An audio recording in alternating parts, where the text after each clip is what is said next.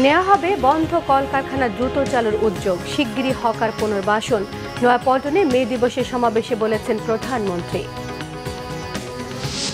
শ্রমিকদের স্বার্থান্বেষী মহলের প্ররোচনায় না পড়ার পরামর্শ রাষ্ট্রপতির, সরকারকে শ্রম খাতে সব ধরনের কমপ্লায়েন্স নিশ্চিতের আহ্বান।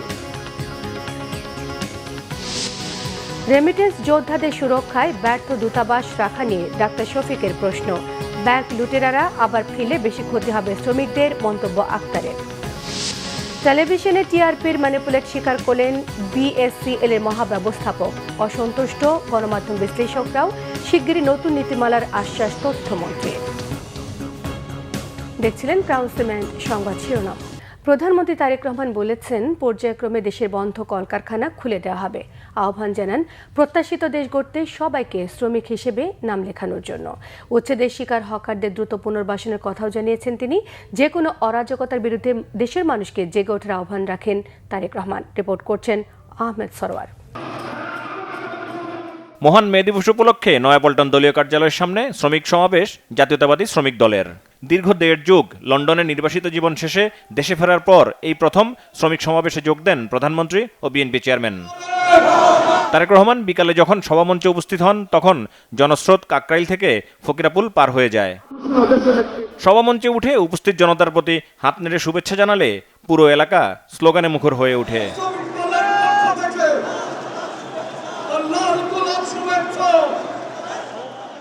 প্রধানমন্ত্রী ৭১-এর স্বাধীনতা, ২৪-এর গণ অভ্যুত্থান সহ দেশের সকল গণতান্ত্রিক আন্দোলনে শহীদ শ্রমিকদের প্রতি শ্রদ্ধা জানান। স্মরণ করেন স্বৈরাচারের সময় গত ১৭ বছরে এদেশের মানুষকে রাজনীতিসহ সকল অধিকার থেকে বঞ্চিত করার কথা। বলেন, কিভাবে দেশের অর্থনীতিকে ধ্বংস করে দেয়া হয়েছিল তা জনগণ দেখেছে।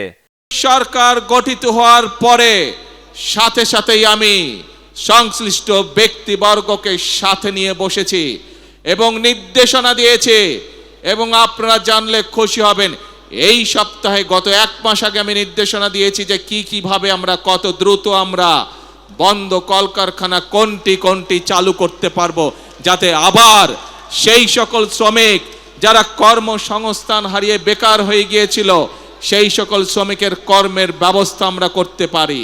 সেই মিটিংটি এই সপ্তাহে আবার নির্ধারিত হয়েছে। পর্যায়ক্রমিকভাবে আমরা সেই কলকারখানাগুলোকে আবার চালু করার উদ্যোগ গ্রহণ করেছি। আমরা বিদেশি বিনিয়োগকারী সহ দেশীয় বিনিয়োগকারীদের সাথে এরই ভিতরে আলাপ আলোচনা শুরু করেছি।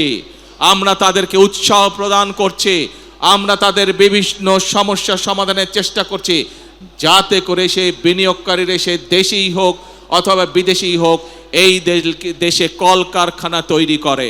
কারণ আমরা জানি এই দেশে কলকারখানা তৈরি হলে এই দেশের শ্রমিকরা কর্মসংস্থানের সুযোগ হবে তাদের। আমরা জানি শ্রমিকরা যদি ভালো থাকে তাহলে বাংলাদেশ ভালো থাকবে। হকার পুনর্বাসনের ব্যবস্থা নেওয়া হয়েছে বলেও জানান প্রধানমন্ত্রী। তো আমরা এটাও বুঝি, তারাও মানুষ, তাদেরও পরিবার আছে, তাদেরকেও চলতে হবে, খেয়ে পড়ে তাদেরকেও বাঁচতে হবে। সেজন্যই আমি সংশ্লিষ্ট কর্তৃপক্ষকে সাথে সাথে নির্দেশনা দিয়েছি যে হকার উচ্ছেদ করলে শুধু হবে না, এই মানুষগুলো যাতে খেয়ে পড়ে বাঁচতে পারে, কর্মসংস্থান মানে ব্যবসা করতে পারে, তারও ব্যবস্থা করতে হবে। এবং আপনারা দেখেছেন এরই মধ্যে তার প্রক্রিয়া শুরু হয়েছে। আমরা জানি সকলকে হয়তো একসাথে আমরা ব্যবস্থা করে দিতে পারবো না, পর্যায়ক্রমিকভাবে আমরা ব্যবস্থা করব, কিন্তু ইনশাআল্লাহ আপনাদের নির্বাচিত সরকার অবশ্যই খেটে খাওয়া মানুষের কর্মসংস্থানের ব্যবস্থা করবে। এবং সে কারণেই আপনারা দেখেছেন গতকাল থেকে উত্তর মহানগরী এবং দক্ষিণ মহানগরীতে এই প্রক্রিয়া শুরু হয়ে গিয়েছে। তারেক রহমান বলেন, যখনই বাংলাদেশ গণতন্ত্রের পথে যাত্রা শুরু করে তখনই কিছু মহল ষড়যন্ত্র শুরু করে। বাংলাদেশ যখনই গণতন্ত্রের পথে যাত্রা শুরু করে কিছু মহলের সেটি পছন্দ নয়, এবং সেই সকল মহল যারা চায় না বাংলাদেশের মানুষ তার ভাগ্য পরিবর্তনের জন্য পরিশ্রম শুরু করুক, যারা চায় না বাংলাদেশ পৃথিবীর সাথে পাল্লা দিয়ে সামনে এগিয়ে যাক, সেই মহল ষড়যন্ত্র শুরু করে অতীতের মতন। 12 তারিখের আগে যখন সফল হয়নি, 12 তারিখে যখন তারা দেখলো বাংলাদেশ তো আবার জনগণের সিদ্ধান্ত মোতাবেক চলা শুরু করলো। বাংলাদেশ তো আবার গণতন্ত্রের পথে চলা শুরু করলো। তখন নতুন করে তারা ধীরে ধীরে বিভিন্ন রকম ষড়যন্ত্র শুরু করলো। তারা চেষ্টা করছে এখন বিশ্ব দরবারে প্রথমে বাংলাদেশকে বিতর্কিত একটি অবস্থানে নিয়ে যাওয়ার জন্য। বিশ্ব দরবার দেখছে বর্তমান যে বাংলাদেশ পরিচালিত হচ্ছে যেই সরকার দ্বারা, যেই সংসদ দ্বারা, এই সংসদ, এই সরকার জনগণের দ্বারা গঠিত সংসদ, জনগণের দ্বারা গঠিত সরকার। সেজন্যই বিশ্ব দরবার তাদের কথায় কর্ণপাত করছে না। সেজন্যই আজকে আমাদেরকে চোখ কান সব খোলা রাখতে হবে। যারা দেশকে বিতর্কিত পর্যায়ে নিতে চায়, যারা দেশে অরাজকতা সৃষ্টি করতে চায়, এরকম যদি কেউ থাকে তাহলে শ্রমিক ভাই সহ প্রতিটি দেশের প্রতিটি বাংলাদেশি প্রতিটি মানুষের কাছে আমার আহ্বান থাকবে, আপনাদেরকে সজাগ হতে হবে, আপনাদেরকে সতর্ক হতে হবে, আপনাদেরকে জেগে উঠতে হবে, আপনাদেরকে তাদের ষড়যন্ত্র প্রতিহত করতে হবে, জবাব দিতে হবে। আপনার খাতায় নাম লিখিয়ে আমিও দেশ গড়ার কাজে নিয়োজিত করতে চাই নিজেকে। সেই জন্য আমি মনে করি এবং একই সাথে আমি মন্ত্রী পরিষদের সকল সদস্যের নাম শ্রমিক হিসাবে অন্তর্ভুক্ত করতে চাই। কারণ আপনারা যেমন এক একটি জিনিস গড়ে তুলছেন, আমরা আপনাদের পাশে থেকে দেশ গড়ার কাজে হাত দিতে চাই, দেশকে গড়তে চাই। দেশের মানুষ পরিশ্রম করে যেভাবে সামনে এগিয়ে যাচ্ছে, তাদের সাথে থেকে, তাদের পাশে থেকে আমরা দেশকে গড়ে তুলতে চাই। যেই বাংলাদেশের প্রত্যাশা প্রত্যেকটি নারী পুরুষ প্রত্যেকটি মানুষের মনে রয়েছে, সেই প্রত্যাশিত বাংলাদেশ গড়ে তোলার জন্য আসুন আমরা প্রত্যেকে এক একজন শ্রমিক হিসাবে, দেশ গড়ার শ্রমিক হিসাবে আমরা নিজেদেরকে প্রস্তুত করব। প্রধানমন্ত্রীর প্রত্যাশা, সবার প্রতিজ্ঞা হোক প্রথম বাংলাদেশ আমার, শেষ বাংলাদেশ। জীবন বাংলাদেশ আমার, মরণ বাংলাদেশ। আহমেদ সরওয়ার, বাংলা ভিশন, ঢাকা। বাংলাদেশ জাতীয়তাবাদী দল জিন্দাবাদ। নয়াপল্টনে শ্রমিক দলের সমাবেশে মানুষের ঢল। শ্রমিক দিবসে তাদের চাওয়া ছিল সম্মানজনক কর্মপরিবেশ এবং জীবন ধারণের মতো মজুরি। ফ্যাসিবাদ বিরোধী আন্দোলনে শ্রমিকরা অগ্রণী ভূমিকা পালন করেছেন উল্লেখ করে বিএনপি মহাসচিব বলেছেন, ঐতিহাসিকভাবে বঞ্চিত এই শ্রেণীর অধিকার নিশ্চিতে তারেক রহমানের নেতৃত্বে কাজ করছে বিএনপি। বিস্তারিত নাবিল জাহাঙ্গীরের রিপোর্টে, ক্যামেরায় ছিলেন এম সেলিম। শুক্রবার রাজধানীর নয়াপল্টনে শ্রমিক দল আয়োজিত মে দিবসের সমাবেশ। খণ্ড খণ্ড মিছিল নিয়ে সমাবেশ স্থলে জড়ো হতে শুরু করেন বিএনপি ও অঙ্গ সংগঠনের নেতাকর্মীরা। নির্ধারিত সময়ের আগেই নয়াপল্টন পরিণত হয় জনসমুদ্রে।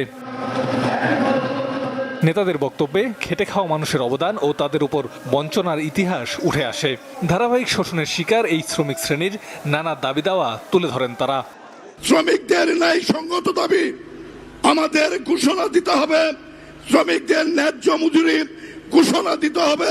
যদি সকল শ্রমিকের শ্রমের ন্যায্যতা নিশ্চিত করা যায়, তাহলে পৃথিবীর সকল মানুষের প্রতি ন্যায় বিচার নিশ্চিত করা হবে।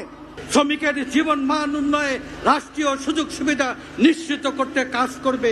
রেডিও করার যে অধিকার, সেই অধিকার আমরা আমাদের এই নেতার নেতৃত্বে আমাদের জন্য আরো সহজ হবে। শ্রমিকের ন্যূনতম মজুরি, কাজের পরিবেশ, চিকিৎসা এবং ভবিষ্যৎ প্রজন্মের শিক্ষা নিশ্চিত করা সহ তাদের জীবনমান উন্নয়নে নানা পরিকল্পনা তুলে ধরেন বিএনপির কেন্দ্রীয় নেতারা। শত শত শ্রমিক, তাদের নামে লেবার কোর্টে মামলা, তাদের নামে লেবার ট্রাইব্যুনালে মামলা, প্রায় ২৭,৫০০ মামলা। এটার কোনো প্রতিকার এখনো পর্যন্ত হয়নি। শ্রমজীবী মানুষের কল্যাণে যে সব কিছু করার প্রতিশ্রুতি দেওয়া হয়েছে, যে এই সব প্রতিশ্রুতি পালনের জন্য যথাসময়ে যেন যথাযথ উদ্যোগ নেওয়া হয়। উৎপাদনের শক্তিশালী হাত হচ্ছে শ্রমিকেরা, এবং উৎপাদন ব্যতিরেকে কোনো দেশের জিডিপি গ্রোথ উপরের দিকে যেতে পারে না। ফ্যাসিবাদ বিরোধী আন্দোলনে শ্রমিকদের অবদানের কথা স্মরণ করে বিএনপি মহাসচিব মির্জা ফখরুল ইসলাম আলমগীর বলেন, তারেক রহমানের নেতৃত্বে শ্রমিক শ্রেণীর অধিকার নিশ্চিতে কাজ করবে বিএনপি সরকার। অর্থনীতি একেবারে তলানিতে চলে গিয়েছিল মাননীয় প্রধানমন্ত্রী। আজকে শ্রমিক শ্রেণী যারা সবচেয়ে বেশি অবহেলিত বঞ্চিত এই সমাজে, তারা সবচেয়ে বেশি আঘাতপ্রাপ্ত হয়েছে, এবং কিভাবে শ্রমিকদের সেই ন্যূনতম মজুরি করা যায় সে বিষয়টা আপনি দেখবেন। এবং একই সঙ্গে শ্রমিকের ছেলেমেয়েরা যেন তারা লেখাপড়ার সুযোগ পায়, যেন তারা স্বাস্থ্য সেবা পায়, যার কাজ আপনি ইতিমধ্যে শুরু করেছেন, সেই দিকে আপনি নিশ্চয়ই সবচেয়ে বেশি গুরুত্ব দেবেন। খেটে খাওয়া মানুষের দীর্ঘদিনের দাবি দেওয়া বাস্তবায়নের মধ্য দিয়ে দেশের অর্থনীতির নীরব চালিকা শক্তি শ্রমিক শ্রেণীর জীবনমান উন্নয়নে ভূমিকা রাখবে বিএনপি, এমনটাই প্রত্যাশা সমাবেশে অংশ নেয়াদের। নাবিল জাহাঙ্গীর, বাংলা ভিশন, নয়াপল্টন, ঢাকা। স্বার্থান্বেষী পক্ষের প্ররোচনায় শ্রম অসন্তোষের মতো কোনো বিষয়ে যেন শ্রমিকরা জড়িয়ে না পড়েন সে বিষয়ে সবাইকে সচেতন থাকার আহ্বান জানিয়েছেন রাষ্ট্রপতি মোহাম্মদ শাহাবুদ্দিন। পাশাপাশি সংশ্লিষ্ট সবাইকে দায়িত্বশীল আচরণ করার পরামর্শ তার। মহান মে দিবস উপলক্ষে রাজধানীর চীনমৈত্রী সম্মেলন কেন্দ্রে শ্রম ও কর্মসংস্থান মন্ত্রণালয় আয়োজিত অনুষ্ঠানে এসব কথা বলেন তিনি বলেন, শ্রম খাতে শিল্প সম্পর্ক বজায় রাখা এবং শ্রমিক মালিকের অধিকার নিশ্চিত করার লক্ষ্যে ট্রেড ইউনিয়নের কার্যক্রমকে উৎসাহ দিতে হবে। একই সঙ্গে তিনি জানান, পুরুষ শ্রমিকদের পাশাপাশি নারী শ্রমিকদের মর্যাদা এবং অধিকার রক্ষায় গুরুত্ব দিয়ে কাজ করতে হবে। তিনি বলেন, তাদের নিরাপত্তা, সম্মান, অধিকার, নিরাপদ কর্মপরিবেশ নিশ্চিত করা সরকারের নৈতিক এবং মানবিক দায়িত্ব। শ্রম খাতে সব ধরনের কমপ্লায়েন্স নিশ্চিত করতে সরকারের প্রতি আহ্বান জানিয়েছেন রাষ্ট্রপতি। মাননীয় প্রধানমন্ত্রী শ্রম ও কর্মসংস্থান, শ্রমিক ও মালিক পারস্পরিক আস্থা সম্পর্ক, সহযোগিতা ও সৌহার্দ্যপূর্ণ কর্মপরিবেশ অত্যন্ত গুরুত্বপূর্ণ।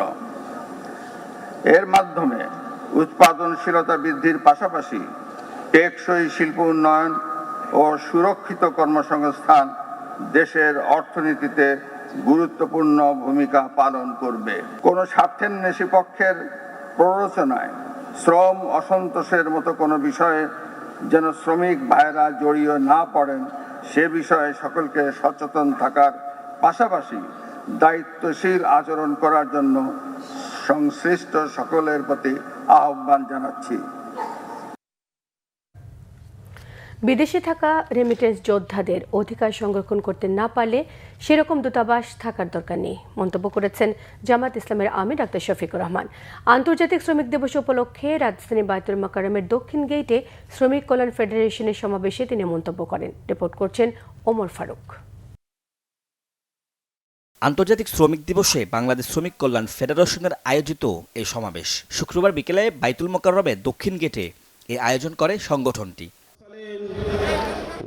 এতে অংশ নেন দলটির বিভিন্ন জেলা উপজেলার শ্রমিক নেতা সহ জামায়াত ইসলামের শীর্ষ নেতারা। এ সময় তারা বলেন, শ্রমিকদের অধিকার প্রতিষ্ঠা ছাড়া বাংলাদেশকে এগিয়ে নেওয়া সম্ভব নয়। শ্রমিকদের অধিকার প্রতিষ্ঠা করার ক্ষেত্রে রাষ্ট্র এবং সরকারের যে অনীহা, এটি কোনোভাবেই আমরা মেনে নিতে পারি না। আওয়ামী স্টাইলে বাংলাদেশ পরিচালনা করার চেষ্টা করছে।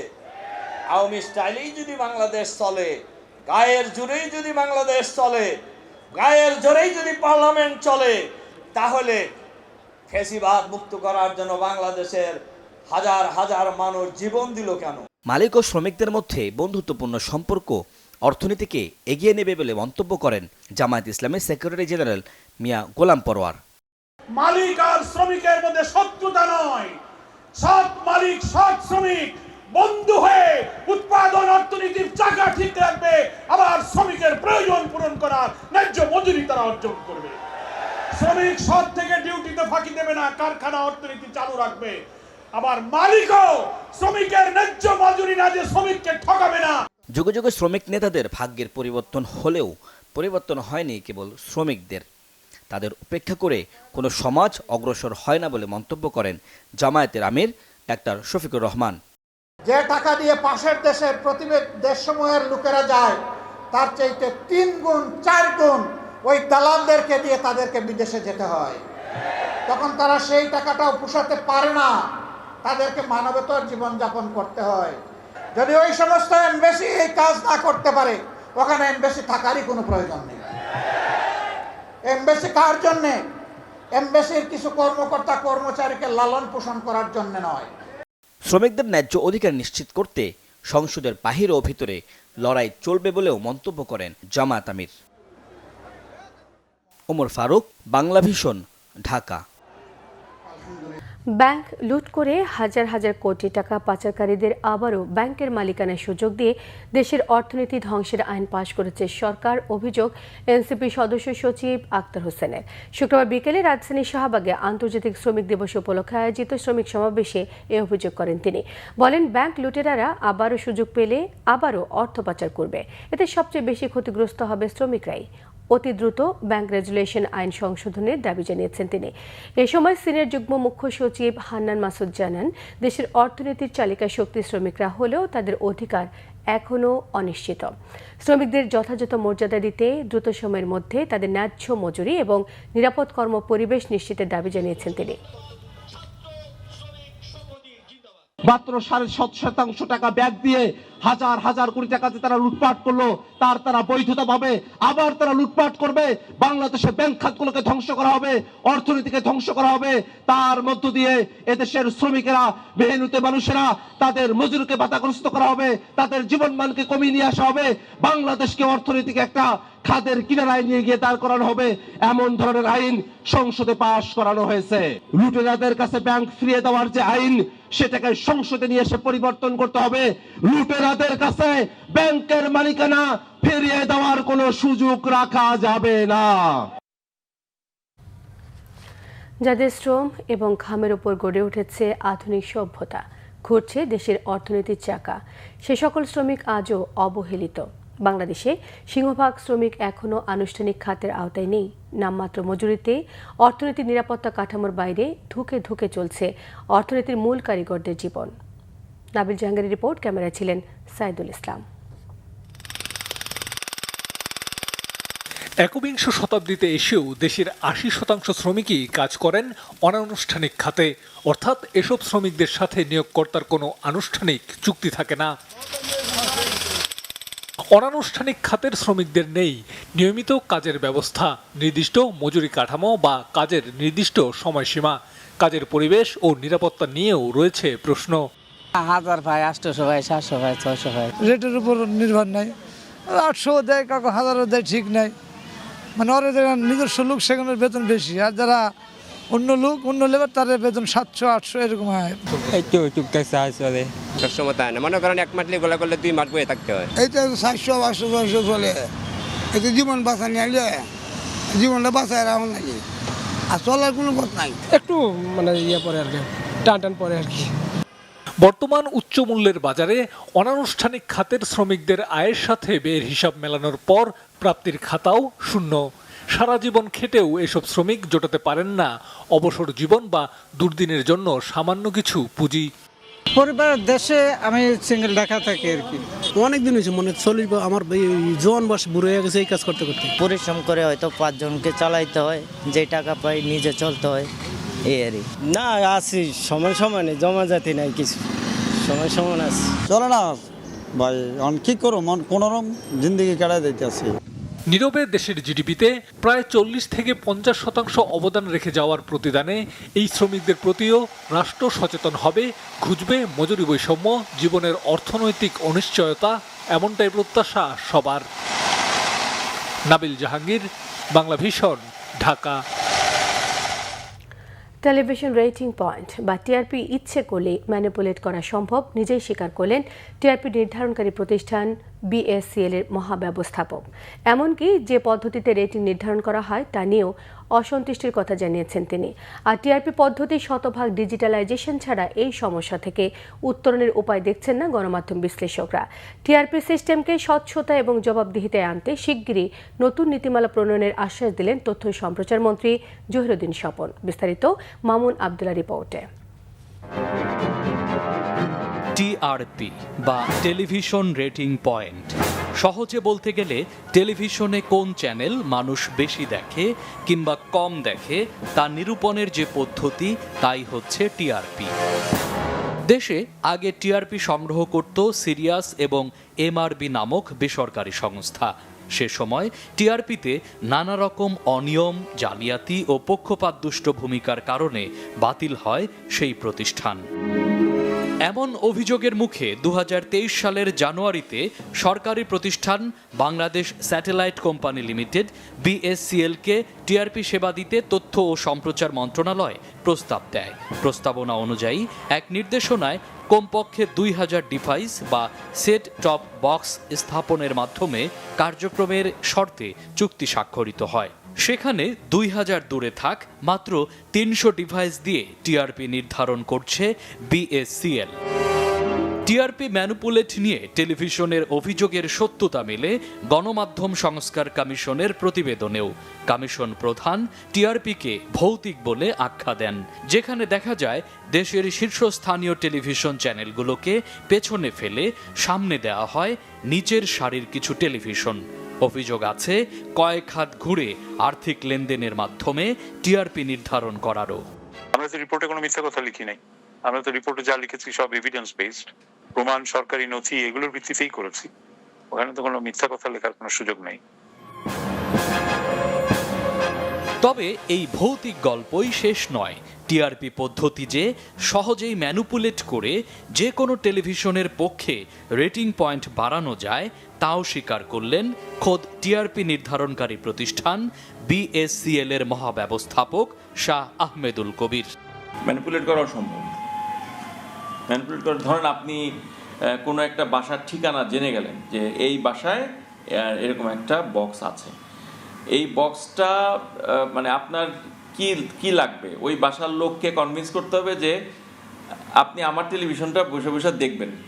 আপনি বাসায় থাকেন না থাকেন, আপনি ঘুমায় থাকেন, জেগে থাকেন, রান্না করতে যান, গোসল করতে যান, এই টেলিভিশন চালা চলে যাবেন, তাহলে আমার কাছে তো রিডিং আসবে।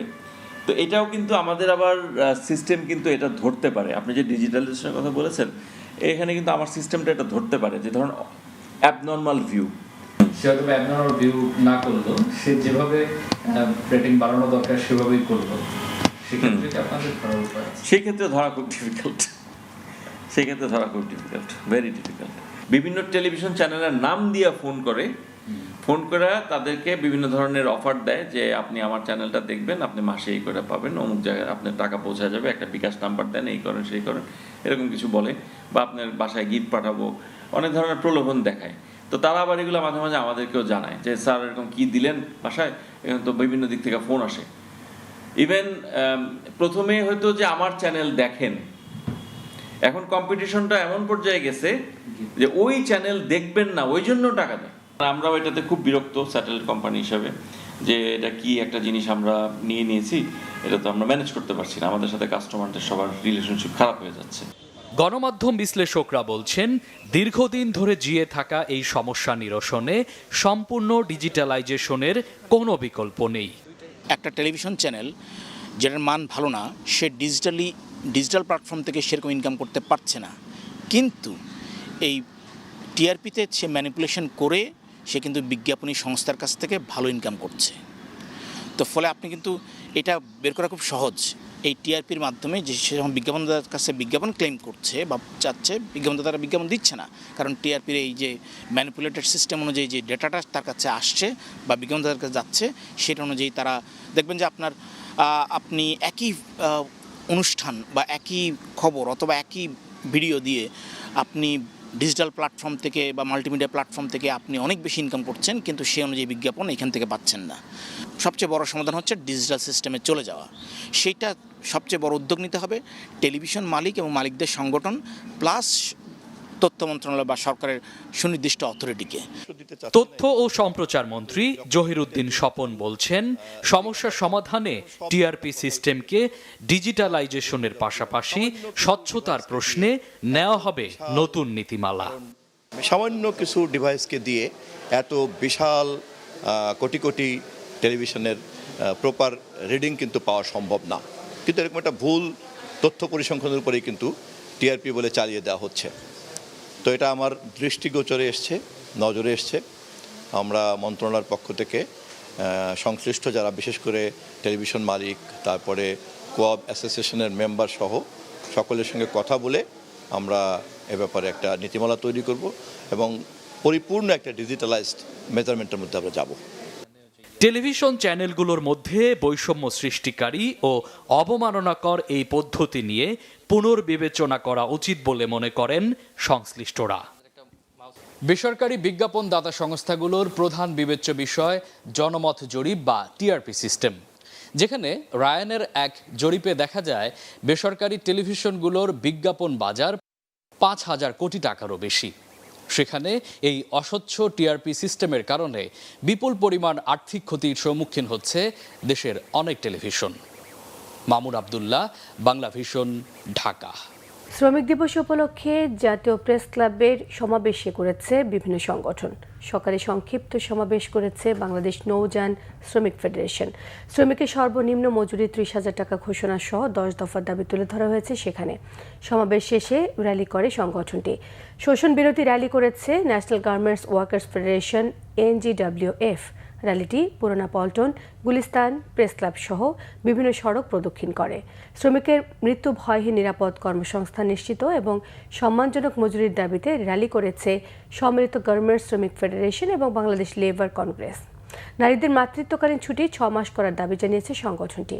শ্রমিক অধিকার আদায়ে সাম্রাজ্যবাদী এবং পুঁজিবাদী শোষণ, লুণ্ঠন, উচ্ছেদ নিয়ন্ত্রণের লক্ষ্য শ্রমিক ঐক্য গড়ে তোলার দাবি জানায় বাংলাদেশ ট্রেড ইউনিয়ন ফেডারেশন। শোষণ বিরোধী এই সমাবেশে গানে গানে শ্রমিকের দাবি তুলে ধরা হয়েছে। গুলিস্তান মুক্তাঙ্গনে সমাবেশ করেছে ইমারত নির্মাণ শ্রমিক ইউনিয়ন বাংলাদেশ ইনসাফ। নির্মাণ শ্রমিকের নিরাপত্তা, ন্যায্য মজুরির দাবি করে সংগঠনটি। সমাবেশ শেষে লাল পতাকা মিছিল প্রেস ক্লাব সহ বিভিন্ন সড়ক প্রদক্ষিণ করে। সিলেট সদর উপজেলার মাসুক বাজার একসময় প্রমত্তা বাসিয়া নদী নাব্যতা হারিয়ে পরিণত হয়েছে সরু খালে। খালটি খননে কৃষি জমি সেচ সুবিধা বাড়বে এমন প্রত্যাশায় অবহেলিত এই জনপদে এখন বইছে আনন্দের জোয়ার। প্রায় 4 দশক পর বাবা শহীদ রাষ্ট্রপতি জিয়াউর রহমানের স্মৃতি বিজড়িত এই জনপদে পা রাখছেন প্রধানমন্ত্রী তারেক রহমান। উদ্বোধন করবেন বাসিয়া খালের খনন কাজের। সিলেট থেকে সহকর্মী দীপু সিদ্দিকীর রিপোর্ট, ক্যামেরায় ছিলেন মোহাম্মদ আজমল আলী। আগামী 2রা মে প্রধানমন্ত্রী তারেক রহমান সিলেট সদর উপজেলার মাসুক বাজারে বাসিয়া খাল খনন উদ্বোধন করবেন। এই খালটি তার বাবা শহীদ রাষ্ট্রপতি জিয়াউর রহমান 2বার খনন করেছিলেন। সেখানেই এবার প্রধানমন্ত্রী যাচ্ছেন। বাসিয়া খাল খনন সম্পন্ন হলে এর দুপাশে থাকা 5,000 হেক্টর জমিতে সেচ সুবিধা বাড়বে। আমরা যে সুবিধাটুকু পাবো এই খাল খননের মধ্য দিয়ে, কৃষক এলাকার মানুষের প্রচুর জলাবদ্ধতা হয়। বর্ষার সময় এই পানি যেন নদীতে চলে যায়। 2 মে মাননীয় প্রধানমন্ত্রী জনাব তারেক রহমান নিজে আসবেন। শহীদ রাষ্ট্রপতি জিয়াউর রহমান নিজে কোদাল চালিয়ে এই খাল খননের সূচনা করেছিলেন। আজও সেই স্মৃতি গেঁথে আছে এলাকাবাসীর মনে। বাবার অসমাপ্ত কাজের পূর্ণতা দিতে প্রধানমন্ত্রীর আগমনের খবরে তারা উচ্ছ্বসিত। যে আমাদের বাসা নদীতে শহীদ প্রেসিডেন্ট জিয়াউর রহমান সাহেব ইসলাম আয়া নিজে এখানে খাল খনন করে, নিজে কোদাল দিয়া মাটি খাইটিয়া মাথায় তুলিয়া ফারো তুলিয়া দিছিলাম। 2 তারিখ আমরা প্রধানমন্ত্রী আইবা, জিয়াউর রহমান জেলা আইসলা ওলা আমরা প্রধানমন্ত্রী আইবা, আইয়া আইনওয়াজে মাটি দেখবা, দেখিয়া মাটি কাটবা। আমরা এই দেশে বহুত মানুষ বসবাস করি, খাইলাম মানে খিচখিস্তি করিয়া ধান সবজি বুঝছনে। এই ট্যাংটা খুঁজলে আমরা এই দেশের উপকার হইব। সুরমা থেকে উৎপত্তি হওয়া এই দীর্ঘ খালটির পাশাপাশি সিলেটে আরও 450 কিলোমিটার খাল পুনঃখননের মাধ্যমে কৃষি ও মৎস্য সম্পদে বড় পরিবর্তন আসবে আশা পানি উন্নয়ন বোর্ডের। সিলেটের জৈন্তাপুর উপজেলায় প্রায় 21 কিলোমিটার খালের কাজ চলমান খাল খননের। আর আমরা হচ্ছে যে আগামীতে যে প্রজেক্টটা খাল খননের কর্মসূচি নেওয়া হবে সেখানে আমরা প্রায় 450 কিলোমিটার খাল খননের প্রস্তাব পাঠিয়েছি, যার এস্টিমেটেড কস্ট প্রায় 250 কোটি টাকার মতো। এই সফরকালে প্রধানমন্ত্রী আরও উদ্বোধন করবেন তৃণমূলের প্রতিভা অন্বেষণমূলক কর্মসূচি নতুন কুড়ি স্পোর্টস। আমরা প্রস্তুতি শুরু করেছি, আশা করি এই উদ্বোধনী অনুষ্ঠানটা সফল করার ক্ষেত্রে আমরা সকলেই বাংলা জাতীয়তাবাদী দল, সিলেট জেলা, মহানগর এবং ক্রীড়ামোদী যারা আছেন এই কাজগুলো আমরা করব। বাসিয়া খালের উন্নয়ন আর আগামীর তারুণ্যের স্বপ্ন, এই দুয়ে মিলে 2রা মে সিলেটের জন্য হতে যাচ্ছে এক স্মরণীয় দিন। পুরো সিলেট এখন প্রধানমন্ত্রীকে বরণের অপেক্ষায়। Bangla vision news desk. সিলেটে নির্বাচনী প্রতিশ্রুতি অনুযায়ী নেওয়া উন্নয়ন পরিকল্পনার অগ্রগতি প্রধানমন্ত্রীর আগামীকালের সফরে স্পষ্ট হবে জানিয়েছেন বাণিজ্য মন্ত্রী খন্দকার আব্দুল মুক্তাদির। সিলেট জেলা স্টেডিয়ামে নতুন করে স্পোর্টসের ভেন্যু পরিদর্শন শেষে সাংবাদিকদের তিনি এসব কথা জানান। তিনি বলেন, নির্বাচনের সময়ে দেয়া প্রতিশ্রুতির আলোকে সিলেট অঞ্চলের অবকাঠামো, যোগাযোগ ও ক্রীড়া খাত সহ বিভিন্ন ক্ষেত্রে উন্নয়ন কার্যক্রম এগিয়ে নেওয়া হয়েছে। এসব উদ্যোগের সার্বিক চিত্র প্রধানমন্ত্রীর সফরের সময় জনগণের সামনে তুলে ধরা হবে। বাণিজ্যমন্ত্রী জানান, তারেক রহমানের আগমন সিলেটবাসীর জন্য আবেগের। দীর্ঘদিন মানুষের পছন্দের সরকার প্রতিষ্ঠার আন্দোলনে বিএনপি নেতাকর্মীরা নানা ধরনের নির্যাতনের শিকার হয়েছেন উল্লেখ করে তিনি বলেন, অনেকে গুম ও হত্যার মুখোমুখি হয়েছে।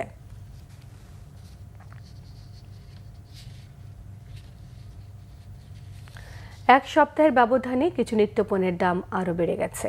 ডিম, চাল সহ বেশ কিছু পণ্যের দামে বিপাকে সাধারণ ক্রেতারা। বিক্রেতারা বলছেন, বৃষ্টিপাত এবং জ্বালানি তেলের দাম বাড়ায় পরিবহন খরচ বেড়ে যাওয়ায় বাজারে অস্থিরতার প্রধান কারণ। এদিকে কয়েক সপ্তাহ ধরেই বাজারে ভোজ্য তেলের সংকট হঠাৎ দাম বাড়ার সঙ্গে সঙ্গে যেন উধাও হয়ে গেছে। কিছুটা স্বস্তি ফিরেছে মুরগির বাজারে। ব্রয়লার সহ দেশি মুরগির দাম কেজিতে কিছুটা কমেছে। বিক্রেতারা বলছেন, ঈদকে সামনে রেখে দাম আরও কমতে পারে। এক সপ্তাহের ব্যবধানে ডজনে ডিমের দাম বেড়ে গেছে 20 থেকে 25 টাকা।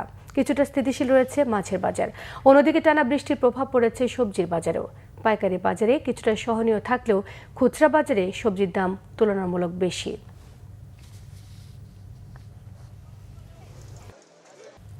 সংবাদ শেষ করব ক্রাউন সিমেন্ট শিরোনামগুলো আরও একবার জানিয়ে দিয়ে।